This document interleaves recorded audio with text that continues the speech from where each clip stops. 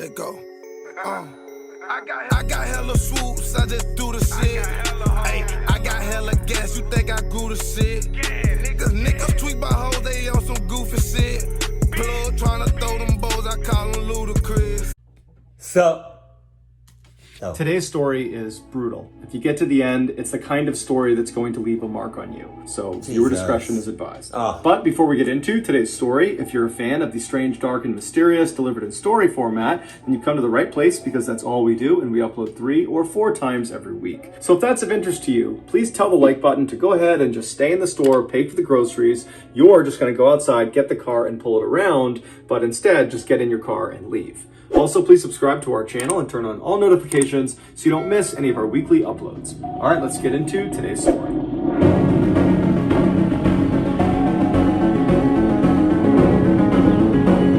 You got jamming for that intro. You ain't living right. On the far west side of Ohio lies a small town called Wilshire. In 1989, there were less than 600 people that called this place their home, and virtually all of them were middle-class Americans. Most of them... So, it's a small town, which means it's a small percentage of one person being a clucking and clucking.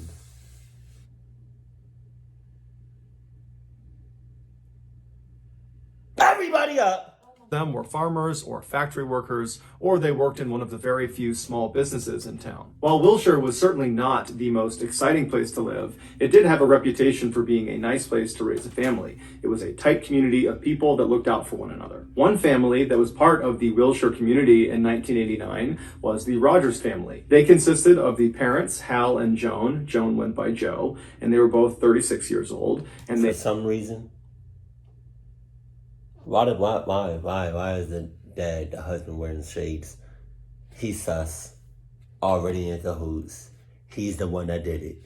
Murray, where you at? And they had 2 daughters, Michelle, who was 17, and Christy, who was 14. Hal and Joe had met in high school. Joe was very outgoing and popular, and Hal was reserved and quiet.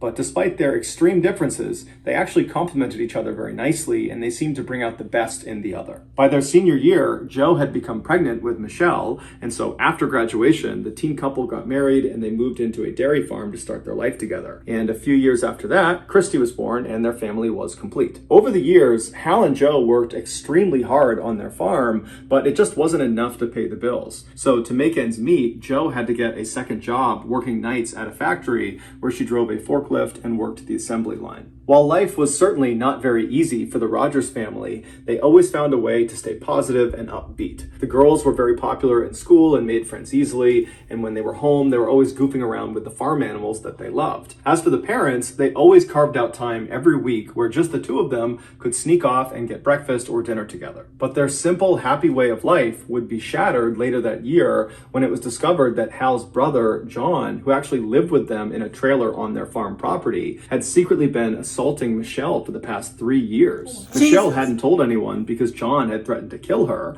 but when inappropriate pictures of her turned up inside of his trailer, his horrible secret was out. John went to jail for a very long time, but the damage he left behind Why is it always the ones with like a clean-ass face, but a thick-ass mustache?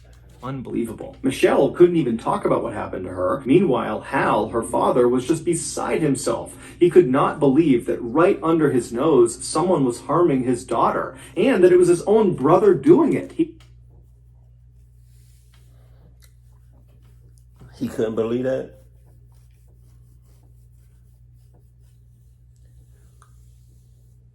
That's your own brother. Blood. Y'all share the same club genes. What you talk about?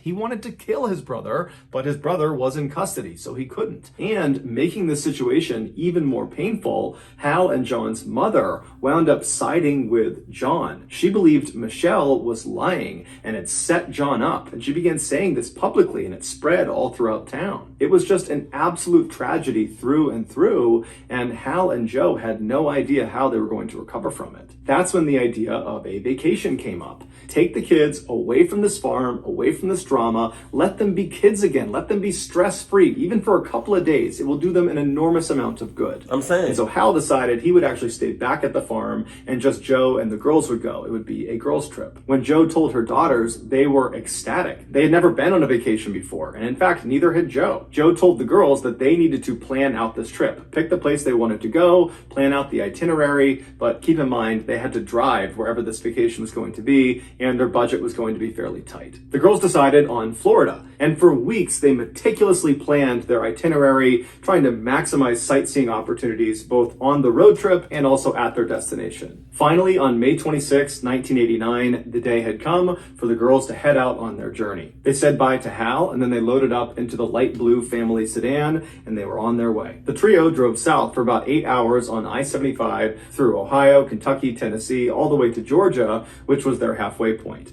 They found a motel, they crashed there for the night, and then the next morning they got up early and they finished their trip all the way into Florida. And for the next couple of days, they followed their itinerary and went to amusement parks and zoos and other attractions all over the Sunshine State. They were really having a great time. Yeah, but meanwhile, back at home,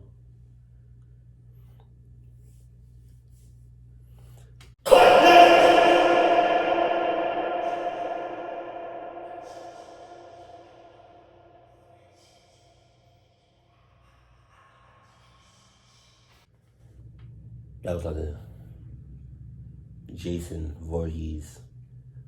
I think I clocked it up. Go like, In fact, on May 29th, Joe sent a postcard to Hal that she kind of jokingly said, "The girls are dragging me all over the state. All I want to do is relax." But the tone of the message was really that she and her kids were having a wonderful time. On June 1st, the girls left Orlando, Florida, and made their way to Tampa, Florida, where they planned to go to one more amusement park before they had to turn around and head back to Ohio. Hal had been told they would be back on June 3rd.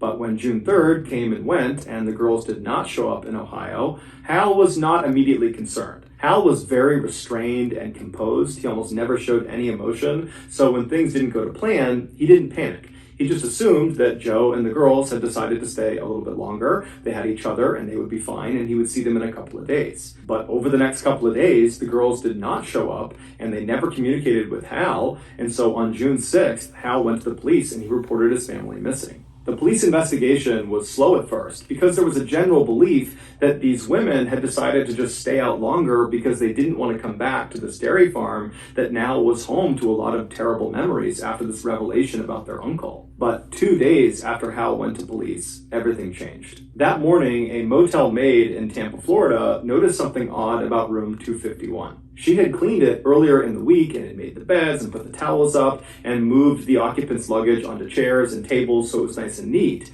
And now she was coming back to clean it about a week later, and the room still looked exactly the way it did when she had cleaned it. The beds were still made, the towels hadn't been touched, and the luggage was positioned around the room just as she had set it up. So she tells her manager, who thought it was strange enough that he called the police and told them about it. The police in Tampa went out to this motel, and they discovered that room 251 was registered to missing people. Joan Rogers and her two daughters, Michelle and Christy. The motel manager told police that the trio had checked in on June 1st, but after that, no one had seen them. The police searched their room and they found their camera, and the final two pictures that had been taken were taken inside this motel room. One was of Michelle crouching down, rummaging through her suitcase, looking like she's getting ready to go out somewhere, and the other was taken from inside their room, looking out over their balcony out towards Tampa Bay as the sun was beginning to set. The rest of the search of the room did not turn up any significant evidence. All they knew was the women were not there. And so using the motel as a center point, they began searching the area, and pretty quickly they found Joe's car parked a mile away from the motel near a public boat ramp. Joe and her daughters were nowhere to be found, and initially, there was nothing inside or outside the car to indicate where they might have gone. But upon closer inspection, they found two brochures sitting on the floor of the car, and on each of them was some handwriting. The first brochure had a note that was clearly written by Joe, and it was directions to the boat ramp where the car was parked. On the other brochure, the other note, the handwriting was not Joe's or her daughter's. It was some other person's handwriting, and that one was directions to the motel where Joe and her daughters were staying. The police had no idea who wrote the second note, so they started by focusing on Joe's note, the directions to this boat ramp. Specifically, they were looking at the last couple of words in her note where she wrote blue with white. And investigators assumed what this meant was when she got to this boat ramp using these directions, she needed to look out for something that was blue and white. And what would be blue and white at a boat ramp? Boats. And that's when the police made a terrible connection. 4 days earlier, the Coast Guard had made a discovery out in the bay about 25 miles away from where Joe's car had been found. At the time, no one was connecting this discovery to the 3 missing women from Ohio because no one in Tampa knew about the 3 missing women from Ohio.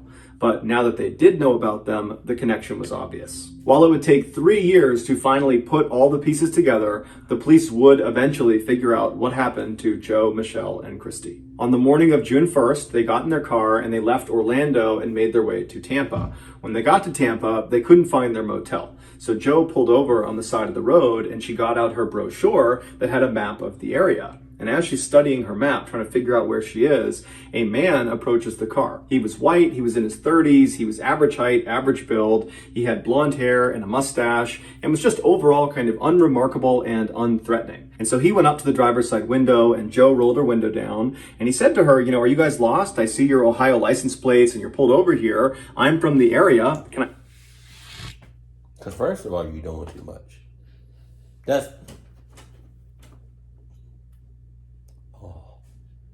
I'm saying, what you doing?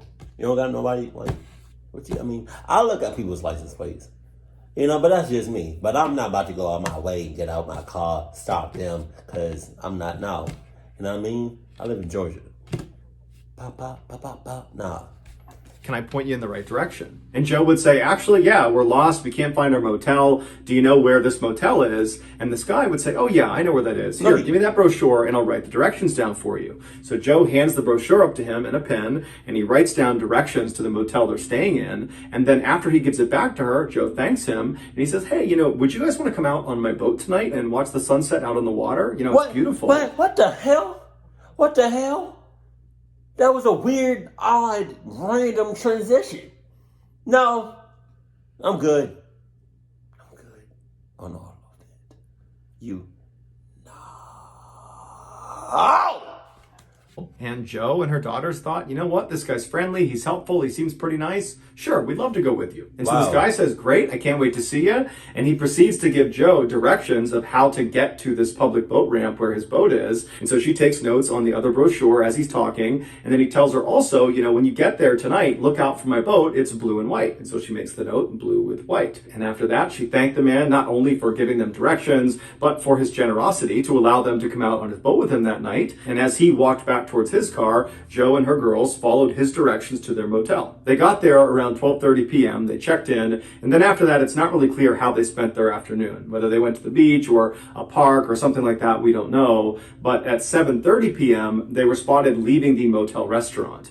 And then after that, they went up to their room for a little while to get ready for their trip out on this boat with their new friend. And as they were getting ready, putting their bathing suits on and shorts and jackets, Joe or Christy got out the camera and they took a picture of Michelle as she was crouched down getting ready. And they also took a picture of their view from the back. I don't know why, but I keep jumping every time I see a photo and it says real. I keep thinking that it's going to be a clocked up image, like bad, like horrible. But it's not. It's just her sitting down looking at the camera. Balcony out over the bay as the sun was starting to go down. After they were all finally ready, they put everything away in their room, they headed down to their car, and Joe drove them the mile over to the boat ramp where they parked. They saw the blue and white boat and their friend was on it, waving to them. And then sometime between 8:30 and 9 p.m. that night, the women boarded the boat and the man took them out into the middle of the bay. Exactly what happened out on that boat, out on the water, is not entirely clear. But what we do know for sure is that at some point, their new acquaintance turned on them. And he almost definitely assaulted all three of them. And then after he was done, he tied them all up. He tied their ankles together and he tied their arms together behind their back. And then he put a strip of duct tape over all of their mouths, but he kept their eyes open. He wanted them to see what he was going to do. And then he went into his boat and he pulled out 3 30-pound cinder blocks. Damn! And set them on the deck in front of the three women so they could see what he had. And then he got 3 long stretches of rope and he tied one end of each of these pieces of rope to each of the cinder blocks. And after each cinder block was securely fastened on the end of these long lines of rope, he would tie a noose on the other end of each of these lines. So there were 3 nooses and 3 cinder blocks. Then he grabbed one of the women, he stood them up, he put a noose over her neck, he tightened it down, he walked her over to the edge, and he pushed her off along with her cinder block. And so as she is struggling to stay above the water, her loved ones are in full view of her. They're watching this happen.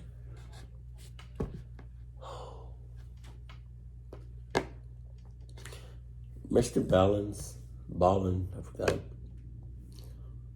He got the types of videos that just makes you pause the video and just makes you take a moment.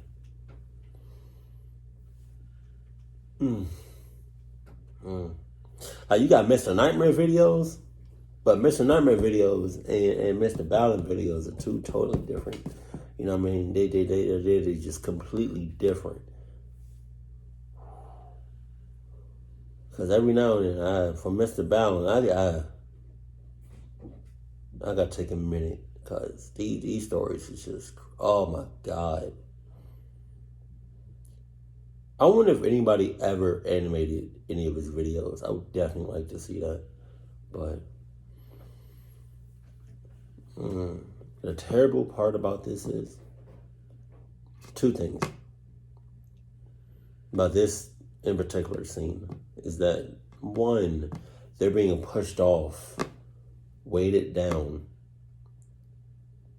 into the ocean, but they're alive the whole time. So that's a Jesus. And then the girls that's on the boat are seeing that happen in front of their eyes. Jesus. And then at some point, she sunk below the water and didn't come up again. At that point, the man grabbed another woman, stood her up, put a noose on her neck, tightened it, and then brought her to the edge, pushed her in the water along with her cinder block. And just like before, the last woman on board the ship had to watch as her loved one struggled and eventually sunk below the surface. And then at that point, the man grabbed the last woman, he stood her up, put a noose on her neck, tightened it, and then pushed her off the edge along with the cinder block. And at some point, she too sunk below the surface and did not come up again.